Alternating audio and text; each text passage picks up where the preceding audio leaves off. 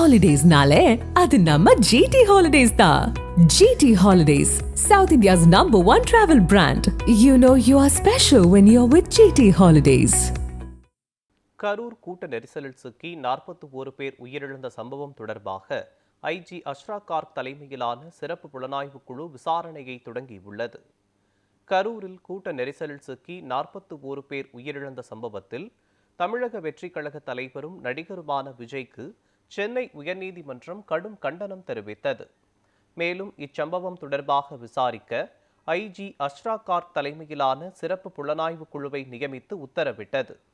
இந்த வழக்கு தொடர்பான அனைத்து ஆவணங்களையும் சிறப்பு புலனாய்வு குழுவசம் கரூர் போலீசார் ஒப்படைக்க வேண்டும் என நீதிபதி உத்தரவிட்டிருந்த நிலையில் இந்த வழக்கு தொடர்பான விசாரணையை ஐஜி அஷ்ரா கார்க் தலைமையிலான சிறப்பு புலனாய்வு குழு தொடங்கியது.